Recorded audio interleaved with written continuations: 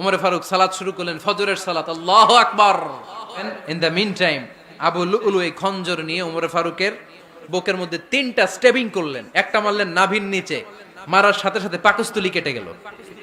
আরেকটা মারলেন পাজরে, পাজর ছিঁড়ে গেল। 3টা মারার পরে ওমর ফারুক বললেন, কাতালানি আল কালব, এক কুকুর আমাকে মেরে ফেলেছে। পেছন থেকে এক সাহাবীকে টান মেরে সামনের দিকে নিয়ে গেলেন, তুমি নামাজের ইমামতি করাও। আর ওমর ফারুককে বাকিরা ধরাধরি করে পেছনে নিতে আরম্ভ করলেন। আর এই আত্মাই আক্রমণ যে করেছে, সে কাতারের মাঝখান দিয়ে যেতে আরম্ভ করলো আর 2 দিকে ছুরি মারতে আরম্ভ করলো। 13 জন সাহাবীর গায়ে ছুরি মেরেছে, 7 জন সাহাবা স্পট ডেথ, জায়গায় মৃত্যু। এই ভয়ঙ্কর অবস্থা দেখে এক সাহাবী বুরনুস, এক ধরনের জুব্বা আছে মাথাওয়ালা, অনেকে জ্যাকেট পরছেন না এরকম মাথাওয়ালা, লম্বা জুব্বা আছে আরবরা শীতে পড়ে মাথাওয়ালা, এই মাথাওয়ালা জুব্বা বের করে এক সাহাবী জালের মতো তার দিকে উড়ায় মারলো।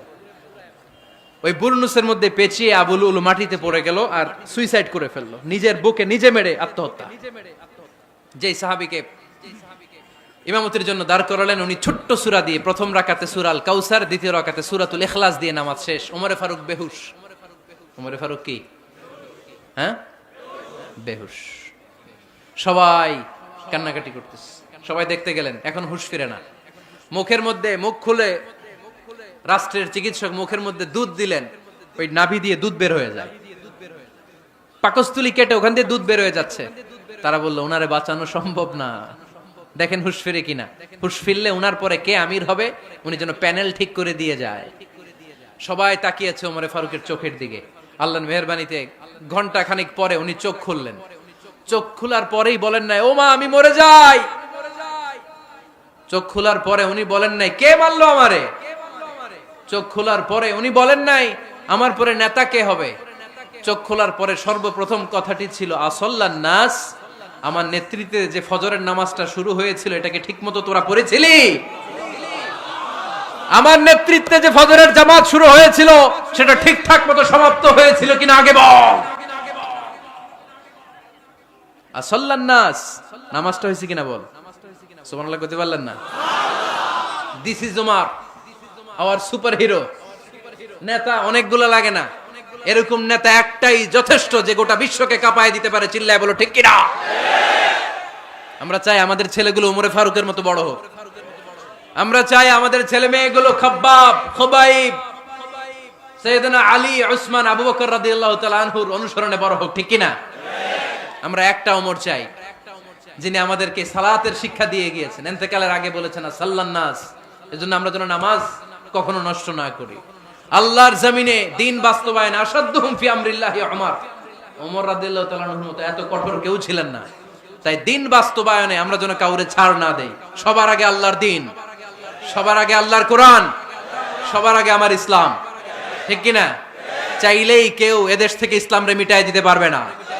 যে দেশে আল্লাহু আকবার ধ্বনির সাথে সাথে সূর্য উঠে যায়, আল্লাহু আকবার ধ্বনির সাথে সাথে সূর্য ডুবে যায়, সে দেশে আর কিছু থাকবে না থাক আমার ইসলাম থাকবেই, আর কিছু থাকবে না থাক আমার কোরআন থাকবেই। সে ইসলামের সাথে থাকতে রাজি আছেন তো? কোরআনের সাথে থাকতে রাজি আছেন তো?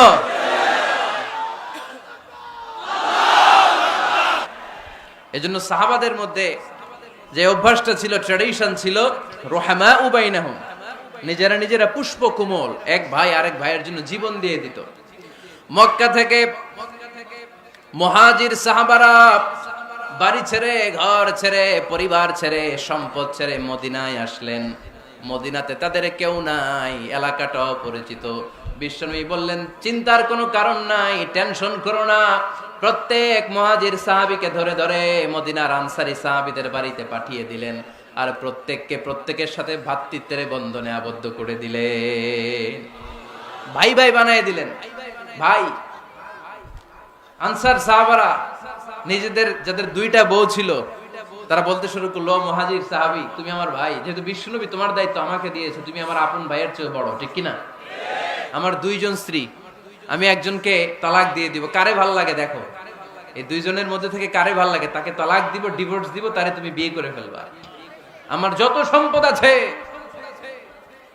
সব সম্পদ এই যে সামনে নিয়ে আসলাম, অর্ধেক তোমার অর্ধেক আমার। সুবহানাল্লাহ পড়বেন না? This is called Islamic brotherhood. এভাবে সম্পদ পেয়ে, স্ত্রী পেয়ে মুহাজির সাহাবারাও আনন্দে নিয়ে যায় নাই। আব্দুর রহমান ইবনে আউফ রাদিয়াল্লাহু তাআলা আনহুকে যখন প্রস্তাব দেয়া হলো, আপনি আমার ভাই, আপনার দায়িত্ব বিশ্বনবী আমাকে দিয়েছে, আমার সব সম্পদের অর্ধেক নিয়ে যান, আমার একাধিক স্ত্রী আছে, কারে ভাল লাগে দেখেন, তালাক দিয়ে দিব, নিয়ে যান। উনি আনন্দের চোটে সব নিয়ে যায় নাই। আমরা পাইলে কি করতাম?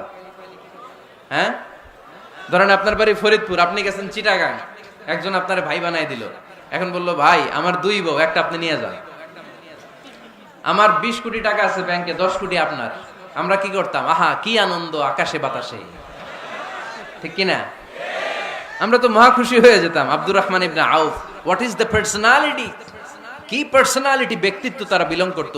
উনি বলেছেন, দুল্লানি আলা সুক বারাকাল্লাহু ফি মালিকা ওয়া আহলিক, আল্লাহ তোমার স্ত্রীর মধ্যেও বরকত দেখ, সম্পদেও বরকত দেখ। আমার সম্পদও লাগবে না, স্ত্রীও লাগবে না, শুধু বাজারটা কোথায়, show me the way to market, মদিনার বাজারটা কোথায় দেখায় দাও, আমি ব্যবসা করে নিজেই ধনী হয়ে যাব। ভ্রাতৃত্বের বন্ধন। আশিদ্দাউ আলাল কুফার রুহামাউ বাইনাহুম, সাহাবারা কাফেরদের সাথে বজ্র কঠোর, নিজেরা পুষ্পকোমল, আর আমরা নিজেরা বলেন বজ্র কঠোর। এজন্য সাহাবীদের যে পন্থা, ওই পন্থা আমাদের মধ্যে আনার দরকার আছে না নাই? আমরা কি নিজেরা নিজেদেরকে ভাই বলতে পারি না? হ্যাঁ, এই কাদা ছোড়াছুরি, এই গালি আর কতদিন? সেই ছোটবেলা থেকে শুনতেছি, এরে দেখতে পারে না, এরে গালি দেয়, কিন্তু আমরা ভাই। ইসলাম আমাদেরকে এটা শিখায় নাই, চিল্লায় বলেন ঠিক কিনা? তাই আমরা ভ্রাতৃত্বের বন্ধনে অটুট থাকতে চাই। আজকের মাহফিলের স্লোগান হোক, কালিমা লা ইলাহা ইল্লাল্লাহ, যে পড়েছে সেই আমার ভাই। তার জন্য আমার হৃদয়ে ভালোবাসার দরদ আছে না নেই? এজন্য রাব্বুল আলামিন বলেন, মুহাম্মাদুর রাসূলুল্লাহি ওয়াল্লাযীনা মাআহু আশিদ্দাউ আলাল কুফফারি রুহামাউ বাইনাহুম। মুহাম্মদ সাল্লাল্লাহু আলাইহি ওয়াসাল্লাম আল্লাহর রাসূল, তার সাথে যারা থাকে মানে তারা সাহাবারা, নিজেরা পুষ্পকোমল, কাফেরদের ব্যাপারে তারা বজ্র কঠোর। সুবহানাল্লাহ পড়েন। এরপরে আল্লাহ বললেন, তারাহুম রুকআন সুজদান ইয়াবতাগুনা ফাদলাম মিনাল্লাহি ওয়া রিদওয়ানা। ও নবী, আপনি দেখবেন আপনার সাহাবারা সব সময় রুকু করে, সব সময় সিজদা করে, সিজদার মধ্যে তারা মাথা ঠুকে ঠুকে আমার দরবারে কাঁদে, ঠিক কি না? সাহাবাদের একটা বৈশিষ্ট্য হচ্ছে, অবসর পেলেই ওনারা রুকু করতেন, সিজদা করতেন। আকরাবু মা ইয়াকুনুল আবদু মির রাব্বিহি ওয়া হুয়া সাজিদ ফাআকসিরু ফীহি দুআ। বান্দা যখন সিজদায় লুটিয়ে পড়ে, বান্দা তখন আল্লাহর সবচেয়ে কাছে চলে যায়। আমরা যখন সিজদা দেই তখন আল্লাহর কাছে চলে যাই। কখন কাছে চলে যাই? যখন কি দেই? আপাত দৃষ্টিতে মনে হয় আমার সিজদাটা মসজিদের টাইলসের উপরে পড়েছে, জায়নামাজের উপরে পড়েছে, মসজিদের কাতারের উপরে, মুসল্লার উপরে পড়েছে, কিন্তু আল্লাহর হাবিব বলেন তোমার সিজদাটা আল্লাহর কুদরতি পায়ের উপরে পড়েছে। সাহাবীরা সব সময় রুকু সিজদায় পড়ে থাকতেন, আল্লাহর কাছে তারা চাইতেন। তাই আমাদের মডেল হবে সাহাবারা। আমাদের মডেল হবে কারা? আওয়াজ করে বলেন, কারা? এই মেসেজটা বাড়িতে নিয়ে যেতে পারবেন তো? This is the first message I dropped today for the people of Faridpur. ফরিদপুরবাসীর জন্য আজকের আমার প্রথম মেসেজ, আমাদের মডেল হচ্ছে সাহাবারা, ঠিক কিনা? সাহাবারা আমাদের মডেল, ওনারা আমাদের ইন্সপায়ারেশন, ওনারা আমাদের অনুপ্রেরণা। এজন্য আল্লাহর হাবিব সাল্লাল্লাহু আলাইহি ওয়াসাল্লাম বলেছেন, লা তাসুব্বু আসহাবি, খবরদার আমার সাহাবাদেরকে গালি দিও না। তোমরা যদি উহুদ পাহাড় পরিমাণ স্বর্ণ দান করো, আমার সাহাবারা ওই কঠিন মুহূর্তে যে 1 মুঠ চাল দান করেছিল, ওই চালের দানের সমান হবে না। আবার বিশ্বনবী বলতেন, খায়রুল কুরুনি করনি সুম্মাল্লাযীনা ইয়ালুনাহুম সুম্মাল্লাযীনা ইয়ালুনাহুম, সবচেয়ে শ্রেষ্ঠ যুগ আমার যুগ, তারপরে আমার সাহাবাদের যুগ, তারপরে তাবিঈদের যুগ। পড়েন সুবহানাল্লাহ। সবচেয়ে শ্রেষ্ঠ যুগ হচ্ছে সাহাবাদের যুগ। প্লেন আবিষ্কার হয়েছে, রকেট আবিষ্কার হয়েছে, মডার্ন টেকনোলজি সব আমাদের হাতে, এজন্য এই যুগটা শ্রেষ্ঠ নাকি? না, আল্লাহর হাবিব সাল্লাল্লাহু আলাইহি ওয়াসাল্লাম বলেছেন সাহাবাদের যুগটা হচ্ছে গোটা দুনিয়া যত যুগ এই পৃথিবী দেখেছে, সবচেয়ে শ্রেষ্ঠ যুগ হচ্ছে সাহাবাদের যুগ। চিল্লায় বলেন ঠিক কিনা? আবার আল্লাহ বললেন, রাদিয়াল্লাহু তাআলা আন, রব্বুল আলামিন দুনিয়ার কোন গোষ্ঠীর ব্যাপারে, দুনিয়ার কোন জাতির ব্যাপারে, দুনিয়ার কোন মানুষদের ব্যাপারে রেদওয়ানুল্লাহ, আল্লাহর সন্তুষ্টির কথাটা বলেন নাই, শুধু বলেছেন কেবলমাত্র সাহাবাদের জন্য। সুবহানাল্লাহ পড়েন। এজন্য সাহাবাদের নাম শুনলে কি পড়তে হয়? আমি যদি পড়ি আবু বাকার, এরপরে কি পড়বেন? যদি পড়ি ওমর, যদি পড়ি আলী, যদি পড়ি উসমান রাদিয়াল্লাহু তাআলা আনহু, আল্লাহ তাআলা ওনাদের উপর খুশি হয়েছেন, ঠিক কি না? এজন্য সাহাবারা আমাদের মডেল। আজকে আমরা সাইয়েদনা ওমরে ফারুকের বায়োগ্রাফি সম্পর্কে জানবো। ওমরে ফারুক রাদিয়াল্লাহু তাআলা আনহু, the superhero of this উম্মাহ। এই উম্মার সুপার হিরো তিনি, ঠিক কি না? ওনার মুখের আগে লাঠি চলতো বেশি। সুবহানাল্লাহ পড়বেন না? মাঝে মাঝে লাঠি চালানোর দরকার আছে না নাই? সাইয়েদনা ওমরে ফারুক আমাদের জন্য অনুপ্রেরণা। Is the real superhero of Muslim উম্মাহ। তিনি এই উম্মার রিয়েল সুপার হিরো। এজন্য ওনার জীবনী থেকে আমরা কিছু শিক্ষা নেওয়ার চেষ্টা করব ইনশাআল্লাহ। পড়েন সাইয়েদনা ওমরে ফারুক কিভাবে ইসলাম ধর্ম গ্রহণ করলেন, কিভাবে বিশ্বনবীর প্রাণের কলিজার টুকরা হলেন, এটা দিয়ে আমরা শুরু করি। আল্লাহ তাআলা সাইয়েদনা ওমরে ফারুকের হৃদয়ের মধ্যে 3টা ধাক্কা মেরেছেন, ইমানের ধাক্কা। আওয়াজ করে বলতে হবে কয়টা? জোরে বলেন তো কয়টা? 3টা ইমানি ধাক্কা। এক হচ্ছে বিশ্বনবীর দোয়ার ধাক্কা, এক কি? দোয়ার ধাক্কা। 2 হচ্ছে সূরা হাক্কা দিয়ে দিয়েছেন আল্লাহ এক ধাক্কা, সুবহানাল্লাহ পড়বেন না? 3 হচ্ছে সূরাতু তাহা দিয়ে আল্লাহ দিয়েছেন আরেকটা ধাক্কা। এই 3টা ইমানি ধাক্কা যখন সাইয়েদনা ওমরে ফারুকের হৃদয়ে লাগলো, উনি পড়তে আরম্ভ করেছেন আশহাদু আল্লা ইলাহা ইল্লাল্লাহ ওয়া আশহাদু আন্না মুহাম্মাদান আবদুহু ওয়া রাসূলুহু। চিল্লায়ে পড়েন আল্লাহু আকবার। বিশ্বনবী মক্কায় বসে বসে তাহাজ্জুদের সালাত পড়ে আল্লাহর কাছে দোয়া করলেন, আল্লাহ আল্লাহুম্মা আইজ্জাল ইসলাম বিআহাব্বির রাজুলাইনি ইলাইক। ও আল্লাহ, 2 জন লোকের নাম বলবো, 2 জনের দরকার নাই। এই 2 জনের একজনকে আপনি ইসলামের সুশীতল ছায়া তলে এনে ইসলামকে বিজয় দান করে দেন। মুহূর্তের মধ্যে দোয়াটা কবুল করে নিয়েছে কে? বিশ্বনবী বললেন, আল্লাহ 2 জনের নাম বলবো আজকের দোয়ায়। আবি জাহাল ইবনে হিশাম, হয়তো হিশামের বেটা আবু জাহেলকে আপনি ইসলামের ভিতরে নিয়ে আসেন, কিংবা ওমর ইবনুল খাত্তাব, খাত্তাবের বেটা ওমরকে আপনি ইসলামের ছায়া তলে নিয়ে আসেন। ওমরে ফারুকের জন্য দোয়াটা কবুল করে নিয়েছে কে? মক্কার যে অবস্থা, আল্লাহর হাবিব সাল্লাল্লাহু আলাইহি ওয়াসাল্লাম বুঝলেন মক্কার এই 2 জনের একজন যদি আমার সাথে না থাকে তাহলে মক্কায় দাওয়াতি কাজ চালিয়ে যাওয়া যাবে। আল্লাহর বললেন, আল্লাহ বেশি চাই না, এই 2 জনের একজন, হয় আবু জাহেল নয় ওমর, হয় আবু জাহেল নয় ওমর। বিশ্বনবী যখন দোয়া করলেন, এই দোয়ার একটা ইমানি ধাক্কা, নুরানি ধাক্কা সাইয়েদনা ওমরে ফারুকের হৃদয়কে স্পর্শ করে ফেলল। দোয়া ইজ লাইক এ মিসাইল। এই যে আমরা দোয়া করি, এটা মিসাইলের মতো। যুদ্ধে মিসাইল হামলা করে না? মিসাইল হামলা করার পরে এই মিসাইল লক্ষ্য বস্তুতে যে ভেদ করে, ঠিক কিনা? তেমনি দোয়ার মতো যদি আপনি দোয়া করতে পারেন, আপনি যেই জন্য দোয়া করেছেন ঠিক ওই জায়গায় যে আপনার দোয়া স্পর্শ করে। সুবহানাল্লাহ পড়বেন না? বিশ্বনবীর দোয়ার মাধ্যমে প্রথমে সাইয়েদনা ওমরে ফারুকের হৃদয়ে এক ধাক্কা লাগলো। 2 নম্বরে রব্বুল আলামিন সূরাতুল হাক্কা দিয়ে ওমরে ফারুকের হৃদয়ের মধ্যে দিলেন এক ধাক্কা। পড়েন আল্লাহু আকবার। কোরআনের ভেতরে সূরাতুল হাক্কা নামে একটা সূরা আছে না নাই? আল হাক্কাতু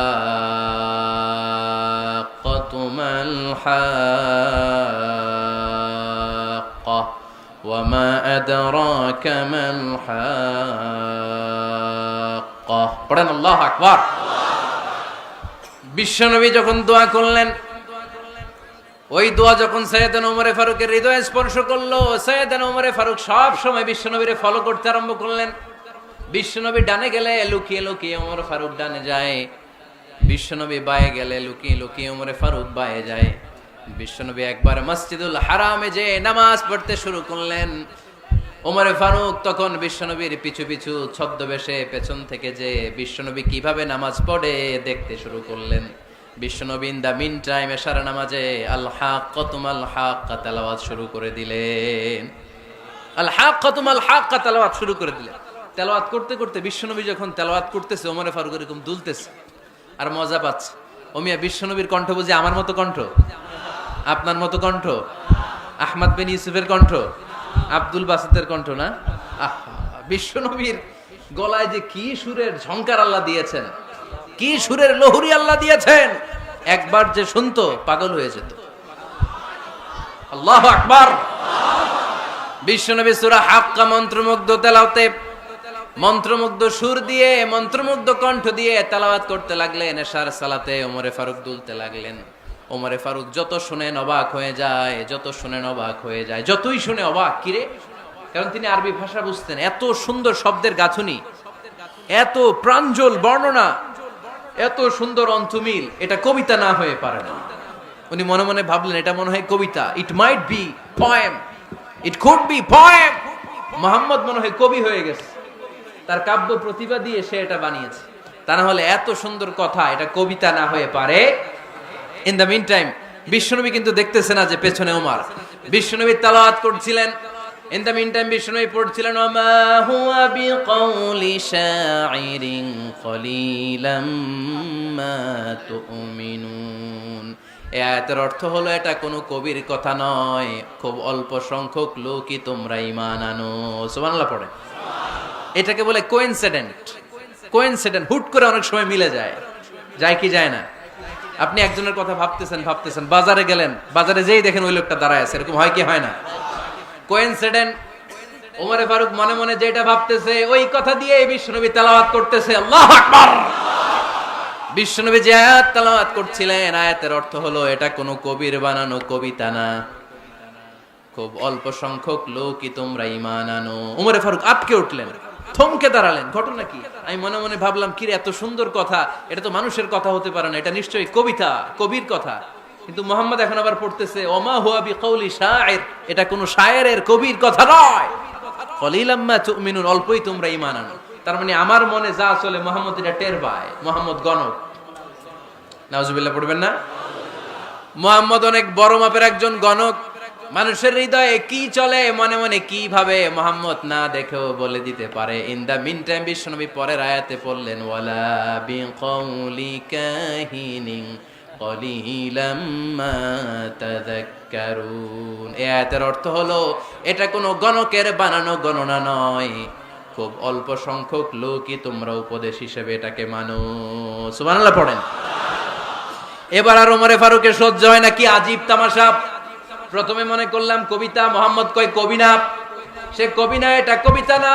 তারপর ভাবলাম সে গণক, সে আয়াত পরে পরে বলে দিল এটা গণনা নয়, তাহলে এটা কি? এটা কি কবিতাও না, গণনাও না, তাহলে এটা কি? বিশ্বনবী তখন বললেন তানজিলুম মির রাব্বিল আলামিন। সুবহানাল্লাহ পড়েন। পরের আয়াত ছিল তানজিলুম মির রাব্বিল আলামিন। এটা দুনিয়ার কোনো কবির বানানো কবিতা না, এটা কোনো গণকের গণনা না, এটা কোনো সাহিত্যিকের বানানো সাহিত্য নয়, এটা মহাবিশ্বের পরিচালক রব্বুল আলামিনের কাছ থেকে পাঠানো কিতাব কোরআন। সূরা হাক্কার ধাক্কায় ওমরে ফারুক কাইত। প্রথমে ধাক্কাটা লাগলো যে দোয়া। বিশ্বনবী তাহাজ্জুদে কেঁদে দোয়া করলেন, আল্লাহ হয় আবু জাহেলের দিবা নাইলে ওমরের দিবা। ওই দোয়া ওমরে ফারুকের হৃদয়ে ছোঁয়া লেগেছে। এরপর হাক্কা, সূরাতুল হাক্কা দিয়ে দিলে এক ধাক্কা। এই ধাক্কা খেয়ে উথাল পাথাল হৃদয়ের মধ্যে, হায় রে, এ কি বাণী, এ কেমন কথা, কে মুহাম্মদ? তারপরও শয়তানের ওয়াসওয়াসা আছে না নাই? আল্লাহ বলে যতই ওয়াসওয়াসা ওমরকে দেয়া হোক, আমি ওমরে ফারুককে এই মুসলিম উম্মতের সেনাপতি বানিয়ে ছাড়বো, আমি সেনাপতি বানাবো। এবার 3 নাম্বার ডোজ। ডাক্তারের কাছে গেলে প্রথমে দেখবেন সিম্পল ডোজ দেয়, নরমাল ওষুধ, এটাতে কাজ না হইলে ডোজ বাড়ায়, একেবারে কাজ না হইলে অ্যান্টিবায়োটিক মারে, আছে না নাই? আল্লাহ প্রথমে দোয়ার ছোঁয়া লাগালেন, তারপর সূরা হাক্কা দিয়ে ধাক্কা মারলেন, এরপরে রব্বুল আলামিন বলেন এবার 3 নাম্বার ডোজ সূরা তহা দিয়ে আমি তোমার হৃদয়টারে উজালা বানায় দেব রে ওমর। শয়তান ওদিক দিয়ে ওয়াসওয়াসা, খেলা দুই দিক থেকে চলতেছে। আল্লাহ তাআলা হেদায়েতের রাস্তায় টানছে, শয়তান জাহান্নামের দিকে টানছে। ঘোষণা দেয়া হলো মক্কায়, মুহাম্মদের মাথা কেটে এনে দিলে এত এত স্বর্ণ মুদ্রা দেয়া হবে। ওমরে ফারুক রাজি হয়ে গেলেন, নাঙ্গা তলোয়ার নিয়ে বিশ্বনবীর মাথা কাটার জন্য ছুটলেন। নাউজুবিল্লাহ পড়বেন না? বনু জাহরা গোত্রের এক লোক বলে, আইনা ইয়া ওমর, কই যাও? মুহাম্মদের মাথা কাটতে যাই। আরে মুহাম্মদের মাথা কাটতে যাও, তোমার বোন ফাতিমা বিনতে খাত্তাব আর তোমার বোন জামাই সাঈদ কদ সাবা, এরা তো ধর্ম ত্যাগ করে ফেলছে। এটা তো আমাদের ধর্ম ত্যাগ করে মুহাম্মাদের ফলোয়ার হয়ে গেছে। আগে ওমর ঘর সামলাও, পরে মুহাম্মাদের মাথা কাটতে যেও। ওমর ফারুক অবাক হয়ে গেলেন।